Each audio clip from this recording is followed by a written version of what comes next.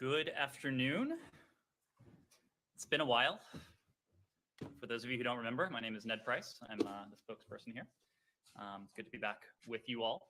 We have a few items at the top, starting with Belarus. The United States has looked to improve the tenor of our bilateral relationship with Belarus.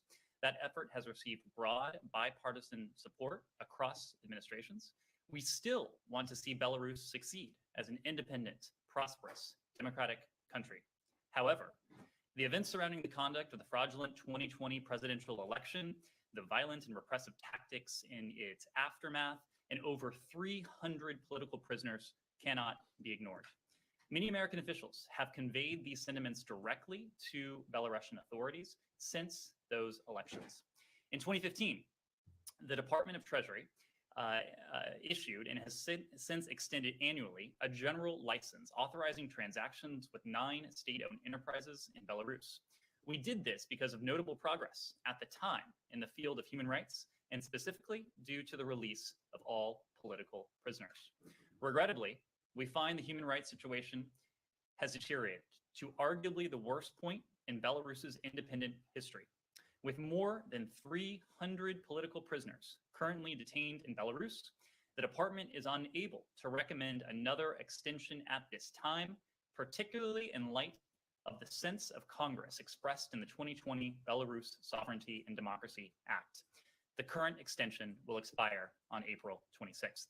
This step is reversible, and we call on Belarusian authorities to take steps to allow us to do just that, specifically by releasing all political prisoners.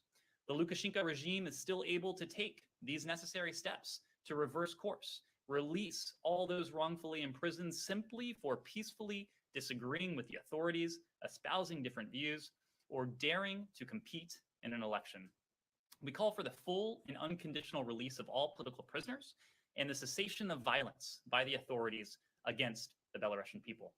Further, we continue our call for the authorities to commit to a meaningful dialogue with the leaders of the political opposition under the auspices of the OSCE, leading to free and fair elections under independent observation. The United States will continue to support the Belarusian people in their aspirations for a democratic future. Do you want to take questions on that or go through all? We'll have a couple more. We can come back to it. As you may have seen in the Secretary's recent statement, the Department of State is required by law to submit the Hong Kong Policy Act report and accompanying certification to Congress annually.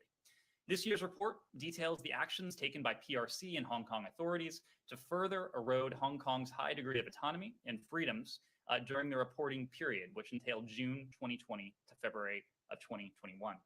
Based on the report's findings, the Secretary has certified to Congress that Hong Kong does not warrant treatment under U.S. law in the same manner as U.S. laws were applied to Hong Kong before July 1st of 1997, the date, of course, of the handover from the UK to the PRC. Today, therefore, we submitted the Hong Kong Policy Act report to Congress and certified for the second time that Hong Kong does not warrant differential treatment to the PRC under U.S. law because of the PRC and Hong Kong actions taken to dismantle Hong Kong's autonomy. We also want to take this opportunity to strongly condemn the actions taken on March 30th by the PRC National People's Congress Standing Committee to further erode political participation and representation in Hong Kong. We are also deeply concerned by the delay of the September Legislative Council elections for the second time. These changes to Hong Kong's electoral system defy the will of the people in Hong Kong, deny Hong Kongers a voice in their own governance. The changes, which will establish a committee to vet candidates for office based solely on their loyalty to Beijing and diminish the proportion of directly elected members of the Legislative Council, will severely curtail meaningful pluralism and representative governance in Hong Kong. These changes are inconsistent with Hong Kong's basic law, which states that universal suffrage is the ultimate objective for the people in Hong Kong. The United States stands united with our allies and partners in speaking out against the human rights and freedoms, speaking out for the human rights and freedoms of Hong Kongers. And we call on the PRC to uphold its international obligations and commitments under the Sino-British Joint Declaration. The voices of the people in Hong Kong must be heard, and the Legislative Council elections should proceed in a free and fair manner that allows candidates to run for election irrespective of their political views. Moving on to Syria. Yesterday, U.S. Ambassador to the United Nations, Linda Thomas-Greenfield, represented the United States at the 5th Brussels Conference, supporting the future of Syria and the region. It was co-chaired by the European Union and the United Nations.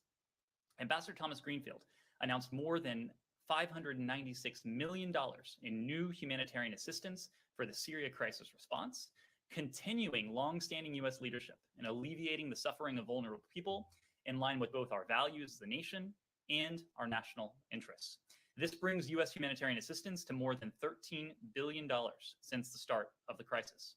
This new assistance will help some of the 13 million Syrians who have been forced out of their homes, fleeing the horrific effects of the Assad regime's vicious campaign of unjust detention and violence. It will help those displaced inside Syria and those who sought refuge in Egypt, Iraq, Jordan, Lebanon, and Turkey, and support the generous communities hosting them. The United States will continue to be a leader in the humanitarian response and to advocate for unhindered humanitarian access to Syrians regardless of where they live.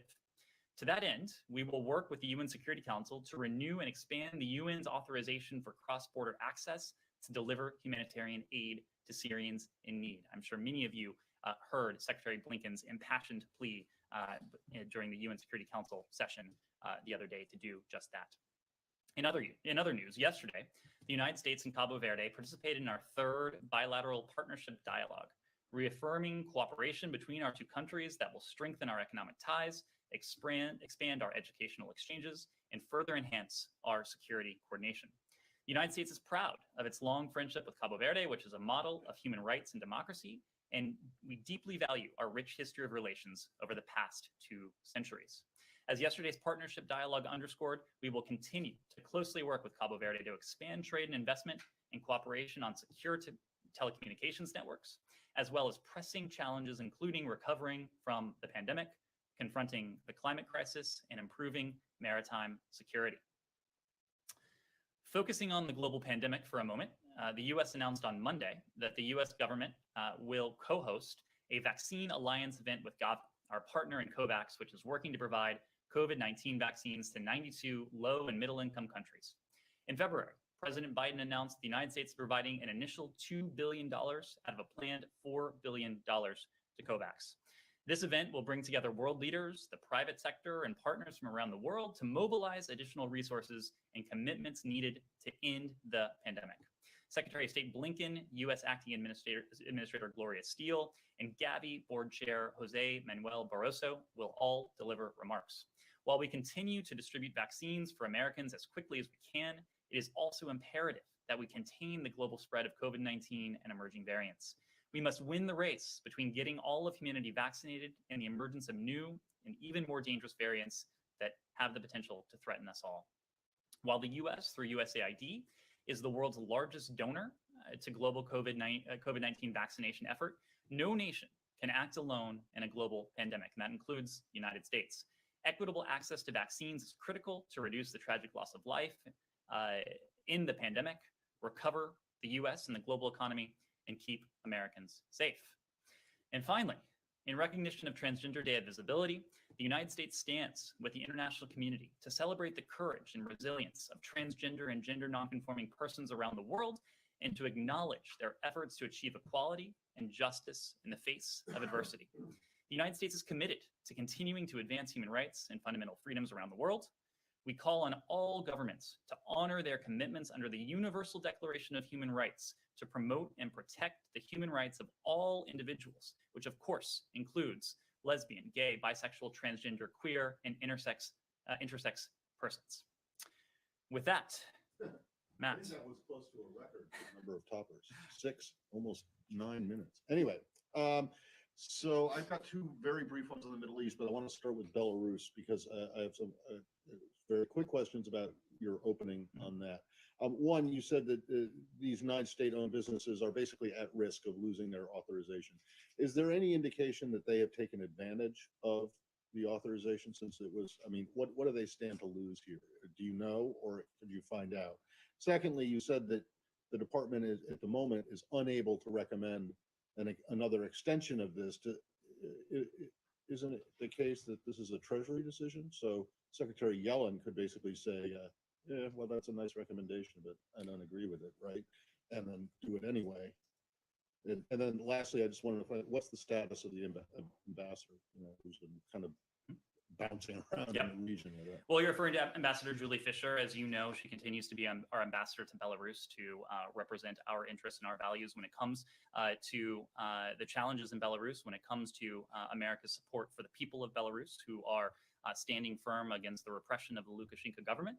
She has traveled in the region. She was in Europe, I believe it was just last month, meeting with some of our allies and partners to explore and to coordinate our collective action to support and collective efforts, I should say, to support the people of Belarus. And so she continues to do that important work. When it comes to the general license, But wait, there's no progress in actually getting her to Minsk. she is not in Minsk. She is based here at the moment. When it comes to the general license, as I alluded to at the outset, this is in fact something that we hope does not come to pass. We have put forward, as I said just a moment ago, various demands that if they were to be met, this would not go into effect. And in fact, it is our hope that we will be able to renew this general license that before it is set to expire on April 26th. You're right. This is a Treasury decision. The Department of State works closely in all matters, including this, to coordinate, providing recommendations, providing input to that Treasury decision. But you expect that this building's recommendation would be accepted by Treasury, right? Well, we work closely together. You're We not coordinate. aware of any pushback. We coordinate closely together. I know when it comes to supporting the people of Belarus, supporting their aspirations for democracy, we've worked incredibly closely together, not only with Treasury, but also with our partners throughout. I can either do the two brief Mideast ones now, or I can wait. Let's come back to that. Sean? Sure. I'll go into the Middle East if you don't mind. Following up on yesterday, I know you had an entire briefing yesterday on the human rights report, but the question of occupation, there's been quite a bit of attention to that the U.S. didn't use occupied territories, but the State Department didn't in the report. Does this indicate any type of permanent change in policy? Is this a continuation of the policy under the Trump administration? How do you? Well, I addressed this from the podium several weeks ago now. What I said then, of course, remains true today, and that is it is a historical fact that Israel occupied the West Bank, Gaza, and the Golan Heights after the 1967 war. You mentioned the Human Rights Report that we rolled out yesterday. In fact, the 2020 Human Rights Report does use the term occupation in the context of the current status of the West Bank. This has been the long-standing position of previous administrations of both parties over the course of many decades. To follow up on that, what were the implications for U.S. policy? Does the U.S. consider, for example, Israeli settlements in the occupied territories to be illegal as a result of this stance? This doesn't change our position. We, as you have heard me say before, we continue to encourage all sides to avoid actions, both sides, I should say, to avoid actions that would put the two-state solution further out of reach. Again, our ultimate goal here is to facilitate, to help bring about a two-state solution, because it is the best path to preserve Israel's identity as a Jewish and democratic state, while bestowing on the Palestinians their legitimate aspirations of sovereignty and dignity in a state of their own. Can I just follow up just on assistance to the Palestinians? There have been some reports on that, but I know you had a statement, I believe it was last week, on COVID assistance to the Palestinians. Can you give an update on what the total